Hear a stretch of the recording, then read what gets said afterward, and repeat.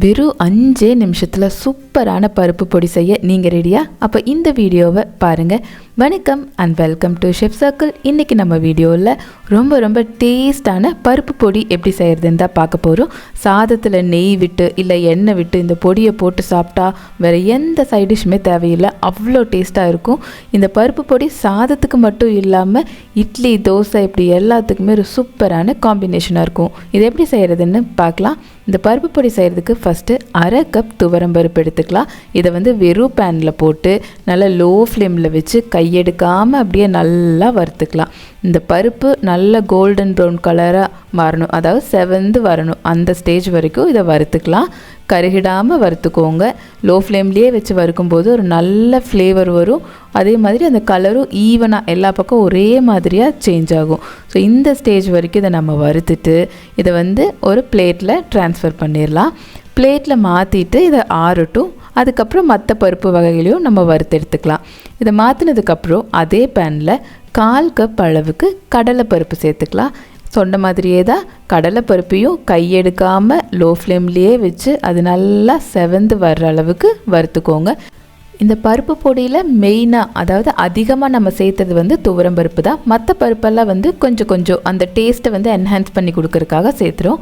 இப்போ இது நல்லா செவந்து வந்துச்சு. இதையும் அதே பிளேட்டில் மாற்றிட்டு இதுவும் நல்லா ஆறட்டும்.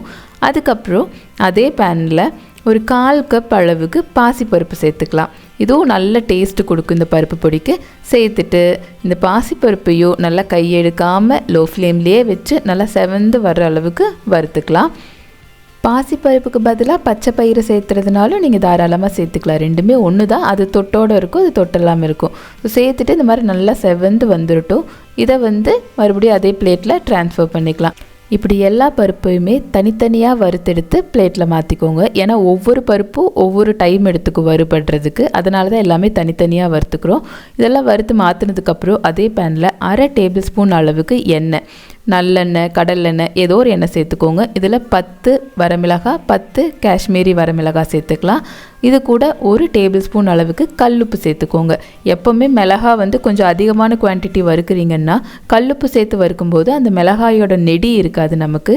இதையும் நல்லா லோ ஃப்ளேம்லேயே வச்சு வறுத்துக்கோங்க. நான் இங்கே 2 வெரைட்டி மிளகாய் சேர்த்துருக்கேன். ஒன்று காரத்துக்காக சேர்த்துருக்கேன். காஷ்மீரி மிளகாய் நல்ல கலர் கொடுக்கும், காரம் கம்மியாக இருக்கும். உங்களுக்கு ஏதாவது நேச்சுரலாக கலர் வேணும், வேறு எந்த கலர் பவுடர் சேர்த்தாமல் பொடியோ கிரேவியோ ஏதாவது நேச்சுரலாக கலர் வேணும்னா இது காஷ்மீரி ரெட் சில்லி சேர்த்துக்கோங்க.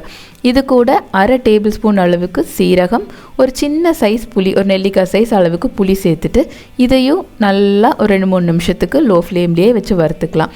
இந்த மிளகா ஒரு மாதிரி பல்ஜாகி வரும். அந்த ஸ்டேஜ் வரைக்கும் இதை நம்ம வறுத்துக்கணும். இந்த மிளகா ரொம்ப காரம் இருக்காது. பருப்போடெல்லாம் சேர்த்தும் போது 20 மிளகாங்கிறது உங்களுக்கு அதிகமாக தெரிஞ்சாலும் பருப்போடெல்லாம் சேர்த்து மிக்ஸ் பண்ணி அதை நம்ம சாதத்தில் பிசைஞ்சு சாப்பிடும்போது காரம் லிமிட்டாக தான் இருக்கும். இப்போ இதை வறுபட்ட மிளகா, சீரகம், புளி, உப்பு இதை மட்டும் மிக்சர் ஜாரில் மாற்றிட்டு இதில் ஒரு 1/2 டீஸ்பூன் அளவுக்கு பெருங்காயத்தூள் சேர்த்துட்டு இதை கொஞ்சம் ஆற வச்சு நல்லா கொரப்பாகவே இருக்கட்டும், அரைச்சி எடுத்துக்கலாம். அதுக்கப்புறம் இதில் நம்ம வறுத்து ஆற வச்சுருக்க துவரம்பருப்பு, கடலைப்பருப்பு, பாசிப்பருப்பு இந்த 3ஐயும் சேர்த்துட்டு இதை நல்லா பவுடராக, எந்த அளவுக்கு உங்கள் பவுடராக அரைக்க முடியுமோ அந்த அளவுக்கு அரைச்சிக்கோங்க. அவ்வளோதாங்க, ரொம்ப டேஸ்டான பருப்பு பொடி ரெடி ஆயிடுச்சு. டேஸ்ட் பார்த்துக்கோங்க. உப்பு ஏதாவது கம்மியாக இருக்குது அப்படின்னு சொன்னால் கொஞ்சமாக உப்பு சேர்த்து மறுபடியும் ஒரு டைம் நல்லா அரைச்சி இதை நல்லா ஆற விட்டு ஒரு ஏர்டைட் கண்டெய்னரில், அதாவது காற்று போகாமல் இருக்கிற ஒரு கண்டெய்னரில் ஸ்டோர் பண்ணி வச்சிட்டிங்கன்னா நீங்கள் 1 மாதத்துலேருந்து 2 மாதம் வரைக்கும் தாராளமாக வச்சு சாப்பிட்லாம். இதை சாதத்துக்கூடையோ இல்லை இட்லி தோசை கூடையோ நெய் இல்லை நல்லெண்ணெய் சேர்த்து சாப்பிடும்போது ரொம்ப அட்டகாசமாக இருக்கும். ஸோ இந்த பருப்பு பொடி ரெசிப்பியை ட்ரை பண்ணி பார்த்துட்டு எப்படி வந்துச்சு அப்படின்னு சொல்லி உங்களோட ஃபீட்பேக் எனக்கு கமெண்ட்டில் சொல்லுங்கள். ப்ளஸ் உங்களோட சப்போர்ட் இல்லாமல் எதுவுமே பாசிபிள் கிடையாது. ஸோ இது வரைக்கும் நம்ம சேனலை நீங்கள் சப்ஸ்கிரைப் பண்ணலை அப்படின்னு சொன்னால் மறக்காமல் சப்ஸ்கிரைப் பண்ணுங்கள். கூடவே பக்கத்தில் இருக்கிற பெல் ஐக்கானையும் ப்ரெஸ் பண்ணுங்கள். அப்போ தான் நான் போடுற வீடியோஸோட நோட்டிஃபிகேஷன் உங்களுக்கு வரும். தேங்க்யூ ஃபார் வாட்சிங். Take care. பை.